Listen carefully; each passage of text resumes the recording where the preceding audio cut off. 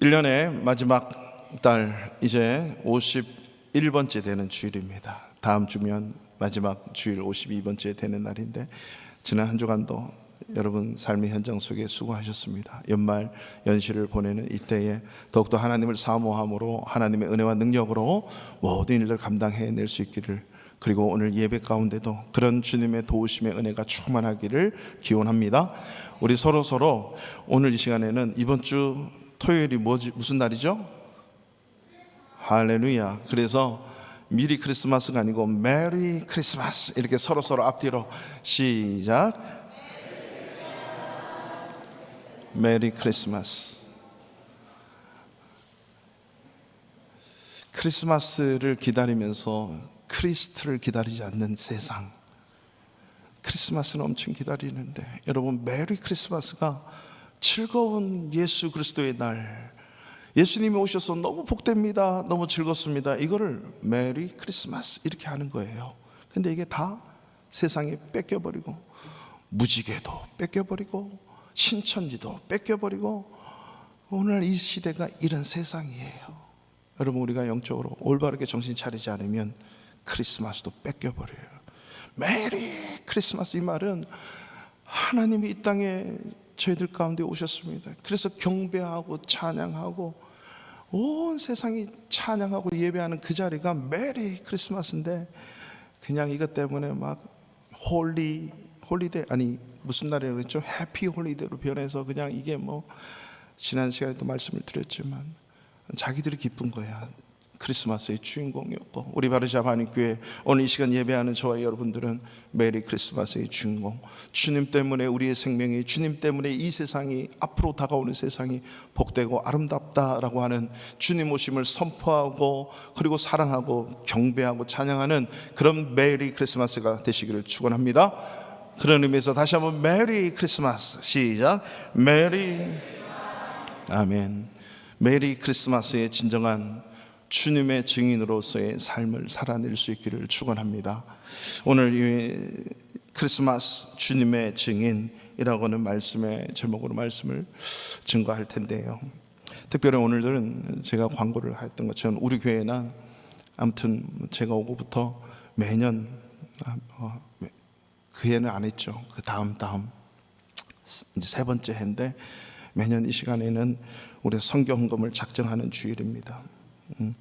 우선은 지금 현재 저희 교회가 5군데의 선교사님을 이렇게 후원을 하고 있는데요, 예전에는 정말 많이 했어요. 아프리카, 동남아시아, 뭐 유럽, 저 러시아, 뭐 다 정말 많이 풍성하게, 그리고 구제 이렇게 늘 했는데, 또 시대와 상황들이, 그래서 오늘 현재까지 우리 5군데의 선교지와 우리 선교사님 함께 이렇게 협력을 저희들이 하고 있는데요, 그분들로부터 영상이 왔어요.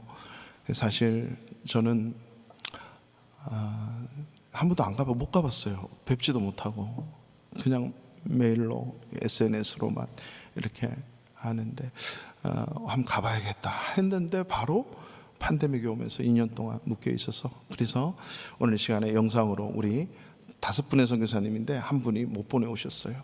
그래서 이 4분의 선교사님을 영상으로 우리 다 같이 한번 잘 만나볼 수 있기를 바라겠습니다. 예.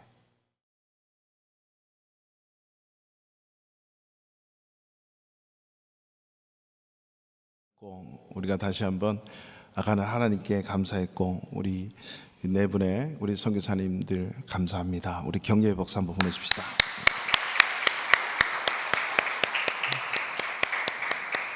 감사합니다. 제가 어느 집사님께 전화를 드렸는데, 집사님 뵌 지가 오래됐습니다. 그랬더니 그 집사님 하시는 말씀이, 그 성도님 하시는 말씀이, 저는 매주일 보고 있는데요. 그래요. 깜짝 놀랐는데 실시간을 매주일 보고 계시는 거예요. 접속은 되는데 접촉은 안 되는 이 세상을 살아가는 우리, 그죠? 우리 선교사님들도 함께 만나보고 싶고, 접촉을 해야 되는데 접속으로나마 서로 만날 수 있는 게 얼마나 감사한지 모르겠습니다. 이 마지막 4번째 우리 선교사님은, 혼자 이렇게 찍으신 선교사님은 파키스탄에서 10년 정도 이렇게 계시다가 추방당해서 불가리아로 가서 또 거의 또 10년 가까이 계시는 걸로 알고 있습니다. 저도 그 선교사님 외에는 한번 만나보지도 못했어요. 대면에서 대화도 못 해보고. 근데 그 선교사님은 작년 11월 12월 온 가족이 다 코로나에 걸려가지고 지금 사모님도 선교사님도 그 후유증 때문에 참 어려움을 당하고 계신다고 합니다. 30년 넘게 20년 10년 넘게 그 한 장소에서 주님의 증인으로 살아가시는 분들입니다. 우리는 그 현장에는 없지만 여러분, 그 현장은 바로 여러분이 살아 숨쉬고 생활하시는 오늘 그 삶의 현장이 바로 주님의 증인되는 선교의 현장인 줄로 믿습니다. 여러분, 어딜 가든지 저분들은 우리 선교지로 직접 가서 대면해서 접촉해서 복음을 증거하는 그런 주님의 증인의 삶을 살지만, 저와 여러분은 일상의 삶을 살면서 내 옆에 아직도 하나님을 모르고 예수를 모른다면 그들에게 복음을 증거하는 거, 주님의 증인 되는 거, 이게 바로 저와 여러분 우리 모두가 증인된 삶이 될 줄로 믿습니다. 오늘 우리가 사도행전 1장 1절부터 11절까지의 말씀을 읽었지만 이 말씀 중에 사도행전에 요절이 있습니다. 핵심 구절이 있는데 바로 사도행전 1장 8절입니다. 우리 다 같이 함께 한 목소리로 크게 한번 읽어보겠습니다. 시작. 오직 성령이 너에게 임하시면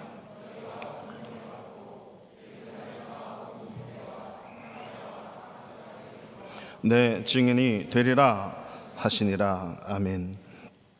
사실 이 사도행전 1장 8절을 통해서 사도행전은 전개가 돼요.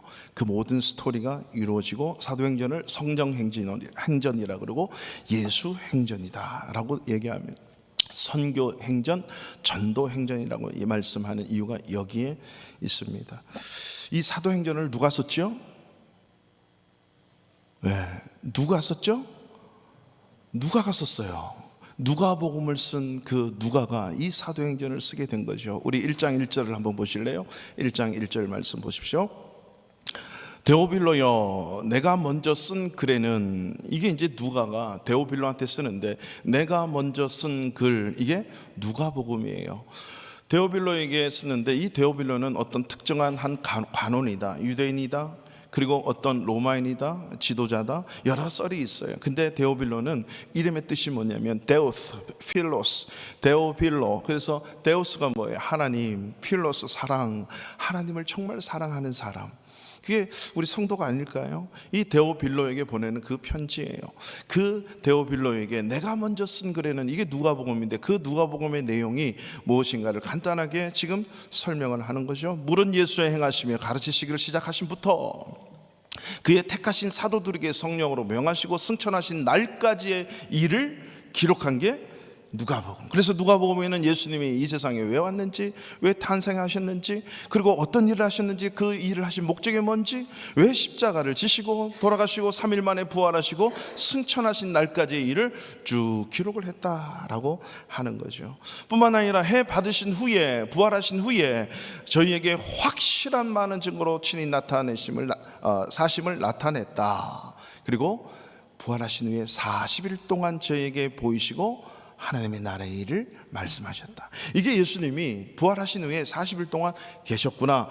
그리고 승천하시면서 주시는 말씀, 그것을 제가 지난 시간에 마태, 마가, 누가, 요한 사도행전에 The Great Commission이라고 하는 예수님의 지상 대명령의 말씀으로 남겨주시고 승천하셨다. 그래서 예수님이 마지막 이 지상에서 예수 믿는 우리들에게, 예수님을 따르는 제자들에게, 모든 제자들에게 남겨주신 그 말씀, 그 말씀은 오늘날 저와 여러분들이, 예수를 믿는 저와 여러분들이, 그리고 교회가 감당해야 되는 The Great Commission, 미션, 사명이다. 이것 때문에 살아내야 된다. 이것 때문에 메리 크리스마스, 이것 때문에 예수님이 성탄 태어나셨다. 여러분, 이 땅에 온 분 중에 내가 너희를 위하여 목숨을 버리러 왔다, 내가 너희를 위하여 대속물로 주러 왔노라, 너희를 왜 죽으러 왔다, 이렇게 말하는 이 땅 위에 인간이 어디에 있었습니까? 오직 예수 외에는 이런 말씀을 하신 분이 없어요. 그러니까 이 성탄이라고 하는 이 개념은 예수님이 왜 이 땅에 오시는지 그 목적을 알아야 메리 크리스마스가 되는 거예요. 이걸 모르고, 이 왜 예수님이 이 땅에 왔는지 모르면 우리는 세상 것의 모든 이 메리 크리스마스를 뺏겨버리고 마는 거죠.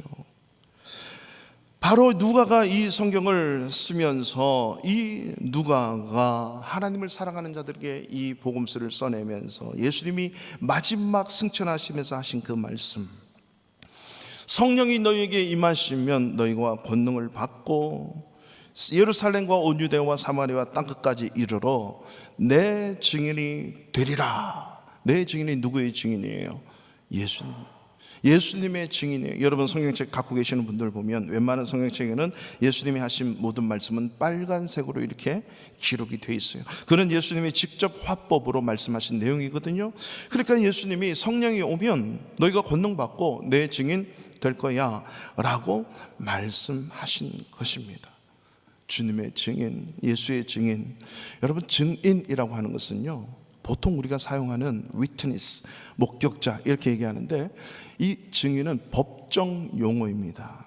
저도 얼마 전에 법정에 갔다 왔는데 그 증인으로서 서는 거죠. 소송 당사자는 아니지만 법원이나 법관의 신문에 대하여 자기가 듣고 본 사실을 진술하는 사람이 누구예요? 증인이에요. 왜 이 법정 용어가 성경에 보면 많이 나오는데 이 증인이 법정 용어로 쓰여졌을까요?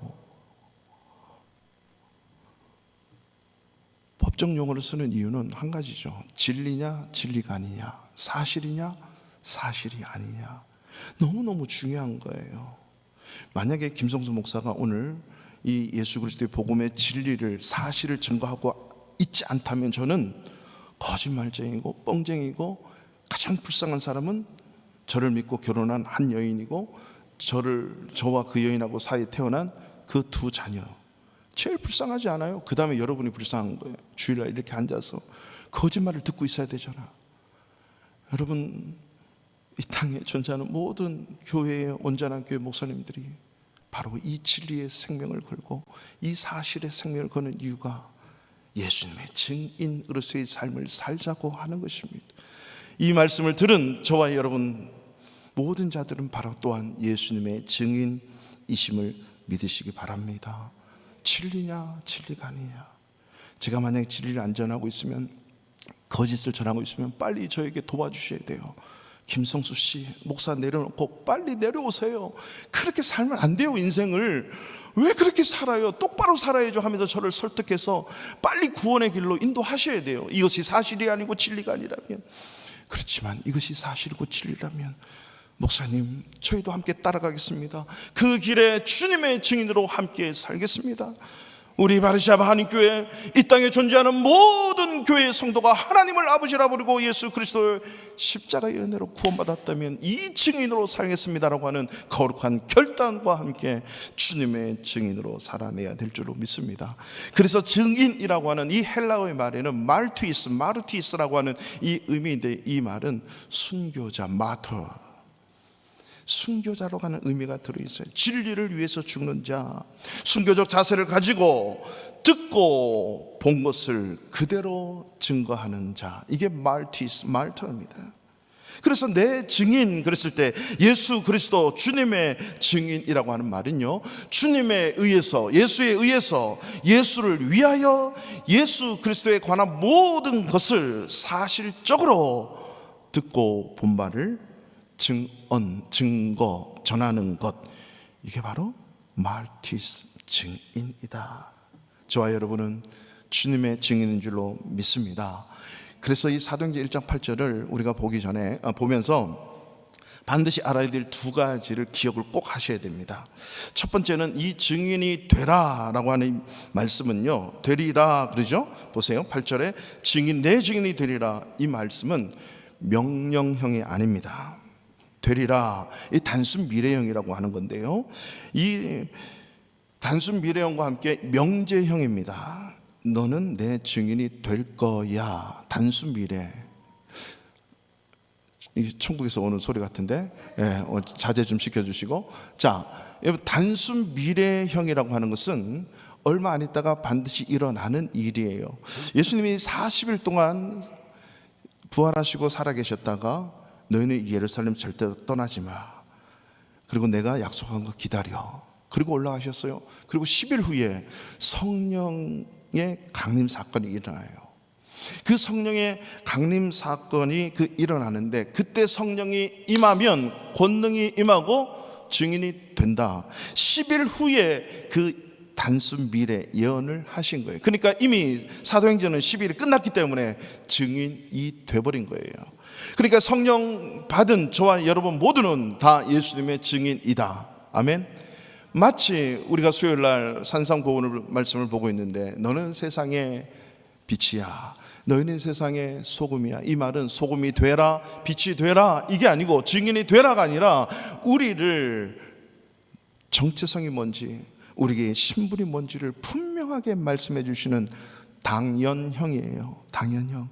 그래서 너희는 세상의 증인이야, 너희는 세상의 빛이야, 너희는 세상의 소금이야. 빛의 역할, 소금의 역할을 해야 되는 거죠. 증인의 역할, 증인의 삶을 살아내야 되는 것입니다. 성령을 받고 우리 사도행전 2장 11절을 보면 하나님의 큰 일을 막 말하는데, 각 나라의 방언으로 이 하나님의 큰 일을 마구마구 쏟아내는 거예요. 그 하나님의 큰 일이 어떤 일입니까?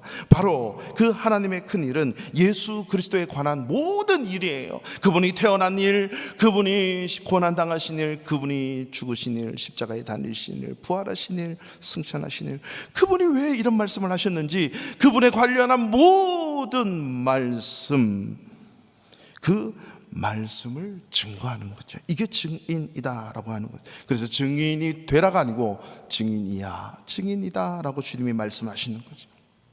두 번째는요, 오늘 이 성령의 임하면 권능을 받고 예루살렘과 유대와 사마리아 땅끝까지 이르러, 이 말씀이 있어요. 자, 첫 번째는 성령을 받으면, 즉 성령이 임하시면 너희가 권능을 받는데, 성령이 임하는 거하고 권능 받는 거하고 따로 분리가 될 수가 없습니다. 성령 받는 그 자체가 성령 충만 받는 것이고 성령 능력을 받는 것입니다. 왜냐하면 내 안에 성령이 계시면 그분이 못하실 일이 없는 그분이거든요. 수천 년 전에 태초에 창조하신 그분이 성령으로 계시는 거예요. 2000년 전에 돌아가신 그 예수님이 내 안에 성령으로 계시는 거예요. 그분은 못하실 일이 전혀 없으신 그분이 보이지 않는 하나님으로 내 안에 계시는 거예요. 이분이 임하면 권능은 여전히 있어요. 그러니까 성령 충만이 필요한 거죠. 사도행전에서 이 성령이 임하고 성령 받는 것은 자동령입니다. 따로 받는 것이 아닙니다. 동시에 증인이 되는데, 예루살렘, 온 유대, 사마리아 땅끝은 순차적도 아니고 지리적인 차례도 아닙니다. 이거는 동시다발적이다라고 하는 말씀이에요. 그러니까 우리가 증인이 되면 예루살렘 끝나고 그 다음에 온 유대 끝나고 사마리아 끝나고 땅끝, 이런 개념이 아니라고 하는 거예요. 이 증인이 가는 곳마다, 예루살렘에 가든 아니면 사마리아 가든 안디옥에 가든 땅끝 어디에든 가든 그 증인은, 아니 성령 받은 사람은 증인으로서의 삶을 사는 거예요. 폴란드에 오든 한국에 가든 미국에 가든 인도에 가든 남아프리카에 가든 어딜 가든, 여러분이 여행지로 어딜 가든 증인으로서의 삶을 사는 것, 이게 성령 받은 자 증인입니다. 그래서 이것을 문법적으로 얘기하면 동시다발적 자동형이다. 없죠, 이런 거. 제가 만든 거예요. 국문학에서는, 국어 문법에서는 없어요. 동시다발적 자동형. 성령 받으면 능력 있고 바로 증인되는 삶을 사는 것, 이게 바로 동시다발적 자동형. 이 증인의 삶이 과연 어떤 삶인가? 증인은 무엇을 말해야 되는가? 아까 보고 듣고 있는 그대로 얘기하는 자가 증인이에요. 그럼 무엇을 얘기하는지 예수님이 분명히 가르쳐 주셨어요. 자, 3절 말씀 우리 다시 한번 딱 읽겠습니다. 3절 시작. 그가 고난 받으신, 죄송합니다, 3절 말씀인데 좀 달랐군요. 자, 저대로 읽고 여러분 성경 가시면 성경대로 읽고 시작. 그가 고난 받으신 후에 또한 그들에게 확실한 많은 증거로 친히 살아계심을 나타내사 40일 동안 저희에게, 자, 성경 말씀을 잘 보세요. 그가 고난 받으신 후에, 해 받으신 후에 또한 그들에게 확실한 많은 증거. 자, 확실한 증거예요. 사실이라고 하는 거죠. 친히 살아계심을 나타내사, 이 나타내 보이는 거예요. 40일 동안 그들에게 보이시며, 이게 증인이에요. 보고 들은 사실, 그 진리, 그것을 그대로 나타내 보이셨고, 나타내셨고, 증거로 말씀하셨고, 이게 주님께서 하신 거죠. 그러면 그 증인은 그대로 달아서 하나님 나라의 일을 말씀하시느니라. 예수님께서 이 땅에 계시면서 가장 중요한 말씀, 하나님 나라에 관한 말씀을 하셨던 거예요. 제가 금요일 날도 말씀드렸어요. 성경은 수요일인가? 아무튼 말씀드리죠. 성경은 창세기부터 요한계시록까지의 신학적인 언어로 한 단어로 요약하면 하나님 나라에 관한 말씀이에요. 성경의 주제는 Kingdom of God, 하나님의 나라. 그러면 이 하나님의 나라가 뭔가? 하나님의 나라의 주권은 누구한테 있는가? 하나님 나라의 백성은 누구인가?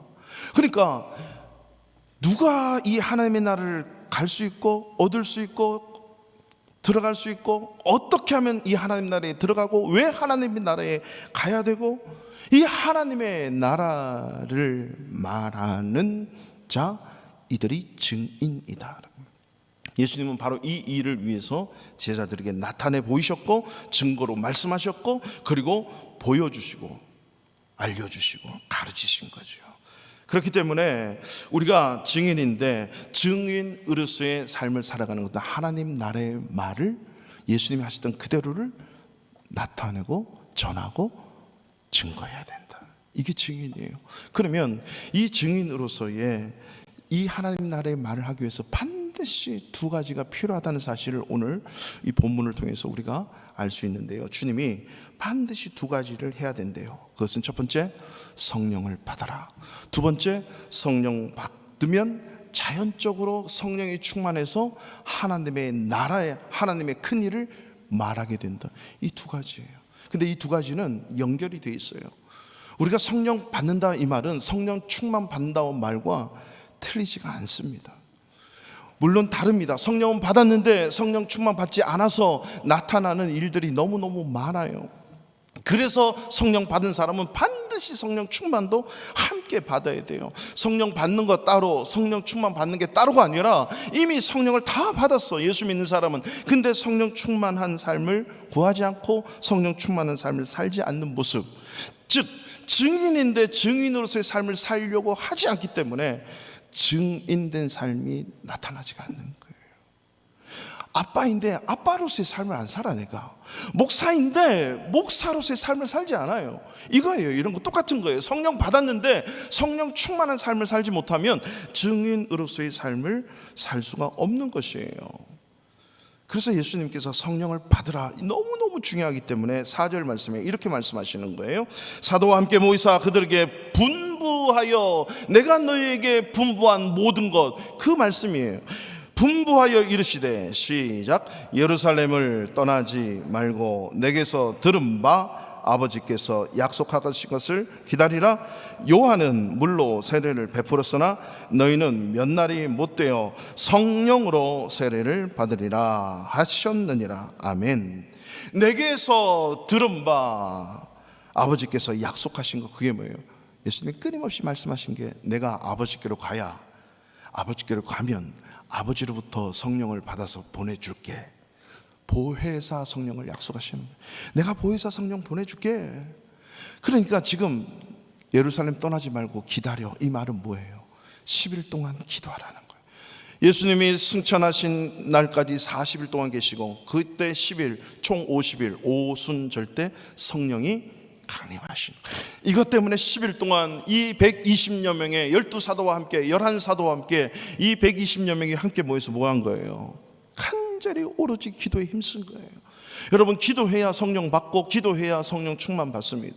그러나 성경 전반적으로 보면 꼭 기도해야만 성령 받는 것은 아닙니다. 말씀 받을 때 성령이 임하고, 하나님을 만났을 때 성령이 갑자기 임하고, 불에 불을 읽고 예수 믿는 사람 다 죽이리라 하고 갔던 그 바울은 다메섹 도상에서 성령을 만나버린 거예요. 즉 성령은 내가 구해서 돈으로 주고 뭔가 내가 원해서 받는 것이 아니라 하나님께서 직접 주시는 거예요. 그래서 사도행전 1장 8절도 성령이 임하는 거지 성령이 내가 받는 게 아닌 거지. 우리 입장에서는 임했으니까 받는 거예요. 이 말은 성령이 주시는 것의 주체는 하나님이시다. 성령님이시고 예수님이시다. 그래서 그렇지만 우리 예수 믿는 우리에게 그래도 선물로 주시기 위해서 기도하는 자에게 성령을 허락하신다. 그렇기 때문에 기도할 때 성령은 임하고요, 성령 충만은 기도할 때 성령 충만이 임해요. 여러분 성령 받았습니까? 그렇다면 이제 성령 충만을 받아야 됩니다. 여러분 성령 충만 받아야 증인되는 삶을 살 수가 있어요. 성령은 받았지만 성령 충만하지 못하면 증인으로서의 사는 삶에 관심이 없어요.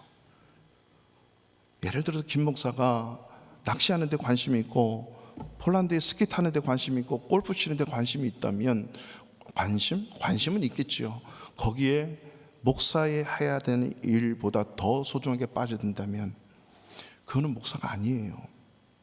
목사는 목양하는 거예요. 한 영혼이 하나님의 영광을 위해 살아내도록 끊임없이 기도하고 말씀을 가르치고 양을 먹이는 이 역할을 중점을 해야 돼요.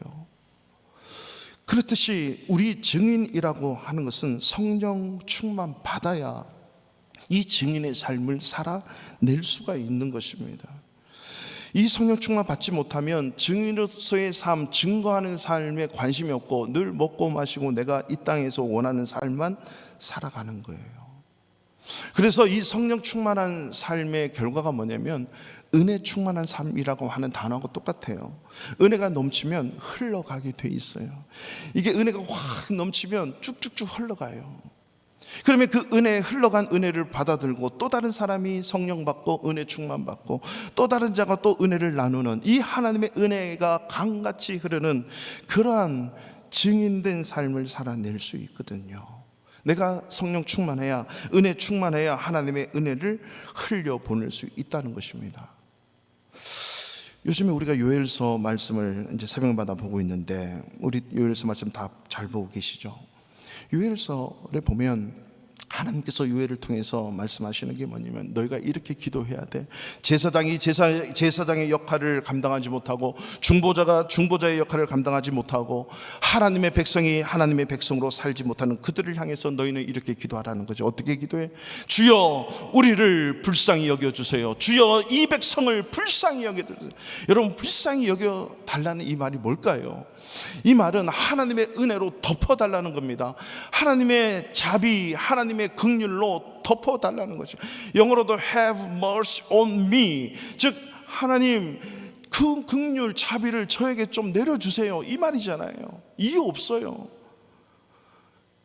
여러분 그래서 하나님의 은혜로 덮어야, 성령으로 덮어져야 우리가 이 세상의 모든 죄를 이길 수가 있어요.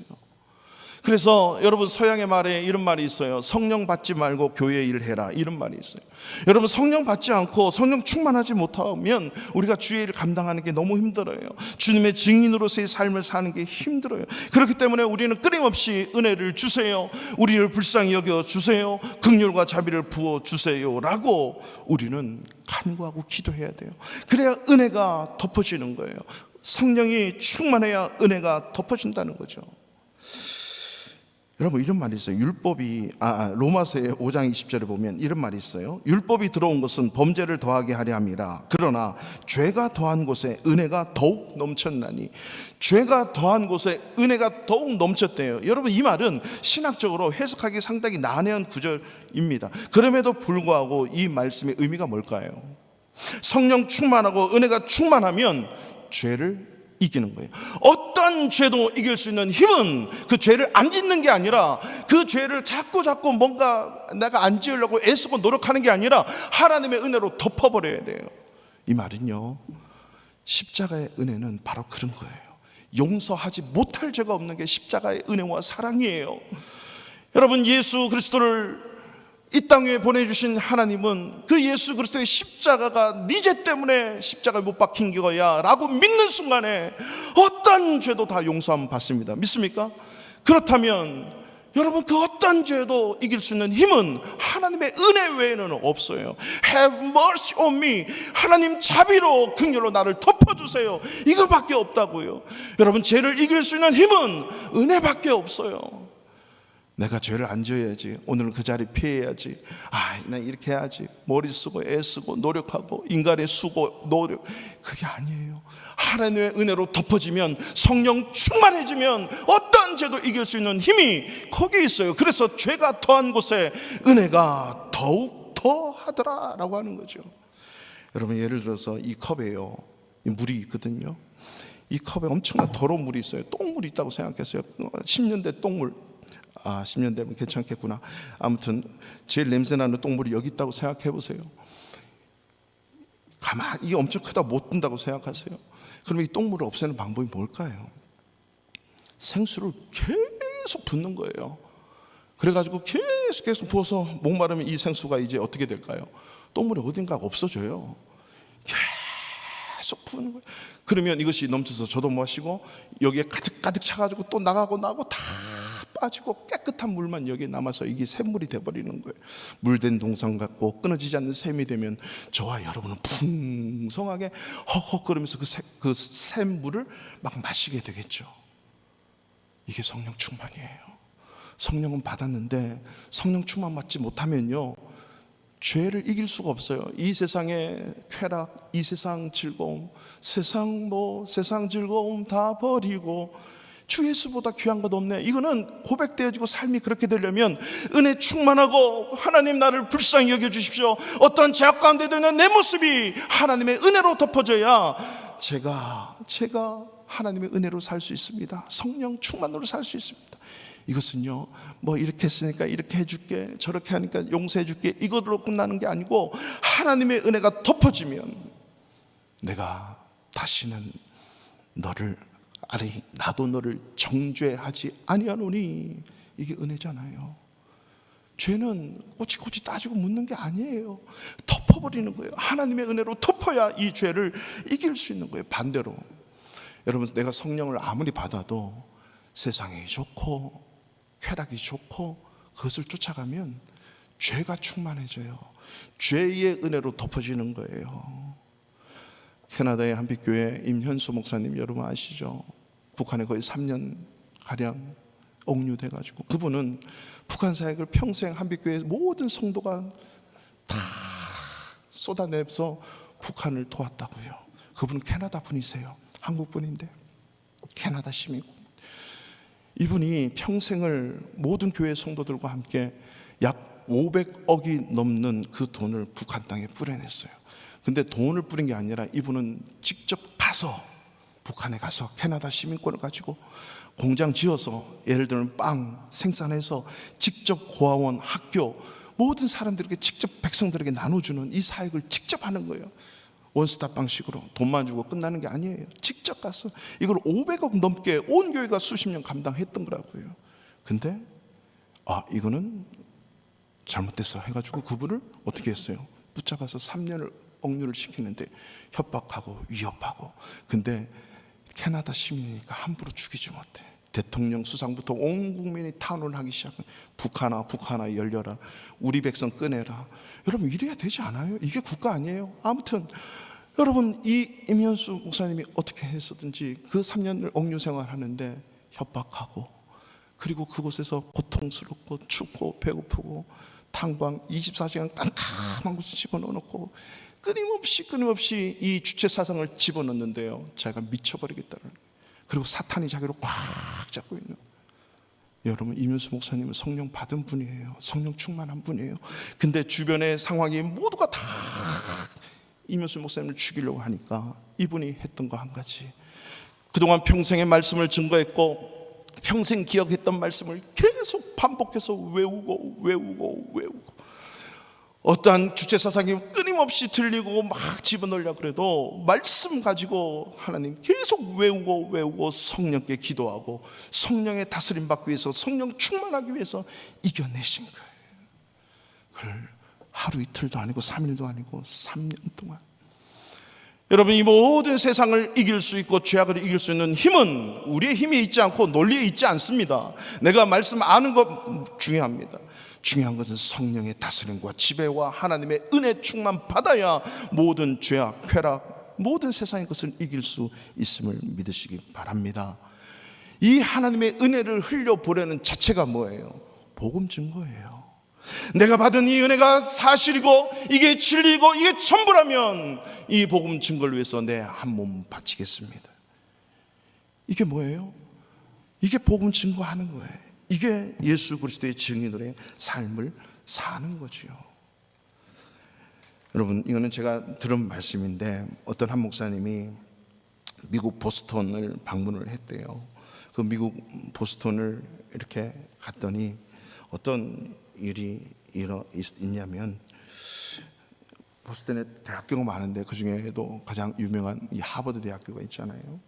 뭐 하버드 대학가 군데 대학촌을 이루고 있다고 하는데 저는 안 가봤습니다만, 이런 대학을 방문하고 걸어가는데 어느 도서관 앞을 지나가는데 이제 더우니까 아이스크림 먹고 싶어서 아이스크림을 사 먹으려고 하는데 돈을 안 받는다는 거예요. 오늘은 돈을 안 받는데요. 공짜라고 하는 거예요. 왜 그러냐 그랬더니 그 스토리를 들어봤더니, 여러분 타이타닉 아시죠? 타이타닉 1912년 4월에 이 타이타닉이 그 화려한 유람선이 쫙 어떻게 깔아앉아서 엄청나게 죽었잖아요. 이 타이타닉이 가라앉으면서 이 남편과 아들을 동시에 잃은 거예요. 이 엄마가, 이 아내가. 이 아들이 와이드너, 성이 와이드너인데 이 아들이 1903년 03학번이에요. 하버드 대학교에 03학번. 이 03학번의 이 하버드 대학생이 이제 정말 뭐 잘 나갔겠죠. 근데 얼마나 이 모든 서적 수집가였냐면, 구텐베르크의 중세 때 구텐베르크의 그 성경을 자기가 어디서 구해가지고 그것을 하버드 대학에 기증도 했고. 그러니까 이 와이드너 가가 아주 이게 부자인 것 같아. 그 부자인데 이 남편과 아들을 한날에 동시에 잃으니까 얼마나 가슴이 아프겠어요. 한탄하며 살다가 내가 이렇게 살아서는 안 되겠다. 남편과 아들이 그래도 세상의 은혜를 입고 학교의 은혜를 입어서 이제 이 은혜를 흘려보내야겠다 해가지고요, 200만 불을, 그 당시에 200만 불을 들여가지고 대학 도서관, 하버드 와이드너 도서관을 세웠답니다. 200만 불을 들여서. 그게 지금도 아직도 있나 봐요. 이 와이드너 대학교, 하버드 대학교 와이드너 도서관을 세운 거예요. 근데 또 그것만 한 게 아니라 이 엄마가, 그 아들이 너무나도 아이스크림을 너무너무 좋아했대. 그래서 어느 특정한 날, 아마 생일일 것 같아요. 생일 딱 정해가지고 평생 동안 요 날만큼은 이 도서관 앞에 아이스크림 가게 와서 아이스크림 먹는 모든 사람에게 공짜로 나눠주겠다. 그때 그 목사님이 그날 먹은 아이스크림이 그 100년 전에 그렇게 죽어갔던 그 사람의 은혜를 입은 거예요. 그 은혜 입어가지고 나도 그런 삶을 살아야지. 이 목사님도 가는 곳곳마다 자기가 있는 거 무조건 흘려보내는 거예요. 여러분, 자기가 받았던 은혜가 너무 감사해서 200만 불을 기부할 뿐만 아니라 평생에, 지금도 그 재단이 있어서 아이스크림을 지금도 공짜로 준대요. 그 한 날을 정해가지고. 그 은혜 받아서 공부하는 학생, 지나가는 사람들에게 그렇게 값없이 은혜를 베푸는데 하물며 영혼 살리고 세우는 그 일에 우리가 예수 그리스도로부터 영원한 생명, 천국의 은혜를 입었다면 이 영혼 살리는 일에 우리의 생명을 다해야 되지 않겠습니까? 여러분, 우리가 선교지에 가진 못해서 성경에 보면 그렇게 얘기를 해요. 가는 선교사가 있고 보내는 선교사가 있다. 모두가 다 선교사인데 모두가 다 예수님의 증인이에요. 직접 가야 되는데 직접 가지 못하니까 직접 가시는 분들을 보내는 거예요. 마음을 담아 보내고, 기도를 보내고, 작은 물질을 보내는 거예요. 이게 다 보내는 선교사예요. 직접 가지 못하니까. 한 가지 제가 부탁드리는 게 있어요. 우리는 자꾸 선교사를 돕는다, 선교사를 돕는다, 선교사역을 돕는다. 말은 맞아요. 근데 사실 선교사님들이 저와 여러분을 돕고 있는 거예요. 그 생명 구하는 그 삶의 현장에서 그들이 뭐 하고 있어요? 생명 다해서 복음을 전하잖아. 우리가 해야 되는 그 일을 생명 다해 그분이 생명의 전세에서 하는 거예요. 마치 소총수가 그 전장에서 그 38선이 아니고 휴전선 앞에서 언제 날아오는 총구 앞에 그들도 달려가서 그 전장 앞에 서 있는 그 군인들을 보세요. 그 군인들이 우리를 지켜주고 있는 거잖아요. 우리가 군인을 돕는 게 아니라. 그래서 후방에서 물품을 보내는 것처럼 우리가 선교 헌금을 보내는 것은 바로 그들이 우리를 돕고 있기 때문에 우리가 이 일에 동참하는 것뿐인 거예요. 그래서 우리가 직접 못 가는 것 대신 가주니까 그나마 감사해서 커피값이라도 보내고 차값이라도 보내는 거예요. 이게 증인된 삶이에요. 우리 바리잡아 한인교회는 세례받고 예수 믿는다면 의무 헌금이 있어요. 주일날 생명이 주님의 것입니다 고백하며 주정 헌금을 드리는 거예요. 10의 하나는 내 소득이 모두가 아니 내 소유가 다 주님의 것입니다 하고 고백하는 거예요. 여러분, 그래서 헌금은 돈이 아니에요. 제발 우리 예수 믿는 사람은 헌금은 믿음이고 고백이고 신앙 고백이고 하나님과 나 사이의 관계라고 하는 거예요. 그거예요. 성경금이 뭐예요? 죽어가는 한 영혼, 나 같은 이 죄인 구원받았으니 나 같은 이 죄인 또 어딘가에 있는데 그 영혼 구원해야 됩니다 라고 하며 하나님 앞에 드리는 거예요. 누군가가 가서 그것 때문에 복음을 전해서 영혼이 구원되는, 단돈 얼마라도 마음 다해 드려지는 것, 이게 선교 헌금이에요. 우리 바리잡아 한인교회는 이것을 생명처럼 여겨서 이 헌금을 통해 하나님과의 관계가 회복되어지고 내 인생 내 생명 다하기까지 주님의 보호하시고 주님의 도우심고 우리 아버지 되시는 하나님이 내 인생을 책임지시다는 믿음 가지고 주님과의 관계를 만들어내는 것, 이게 바로 내 증인, 주님의 증인으로서의 삶을 살아내는 것입니다. 우리 교회가 걸어가야 가는 길은 바로 그런 거예요. 이름 없고 빛도 없고 그런 곳에 흘려보내는 거예요. 여러분, 저에게는 얼마나 많은 분들이 요청하는 게 너무너무 많아요. 저는 어떻게 쓰든지 다 정말 도와드리고 싶어요. 다 흘려보내고 싶어요. 근데 한계가 있잖아요. 무한정 줄 수가 없는 거예요. 하지만 우리 교회가 힘을 합치면 어떠한 어렵고 힘든 자들에게 흘려보낼 수 있습니다. 크리스마스 시즌에 우리가 구제도 해야 되고 그리고 선물도 해야 되고 여러 가지 남에게 은혜를 베푸는 일도 해야 되는데, 특별히 지옥 가는 인생들에게 생명의 이 구원의 이 기쁜 소식을 줄 수 있는 메리 크리스마스, 왜 예수님이 이 땅에 오신지 아십니까? 라고 하면서 복음을 줄 수 있는 이 선교적인 일, 이것은 우리가 해도 되고 안 해도 되는 것이 아니라 반드시 감당해야 되는 저와 여러분의 증인된 삶의 한 모습일 거예요. 메리 크리스마스를 맞이하면서 다시 한번 주님의 증인으로서 살아나겠다는 각오와 함께 여러분의 작은 마음이 실천되어지기를 주님의 이름으로 축원합니다. 이 시간 좀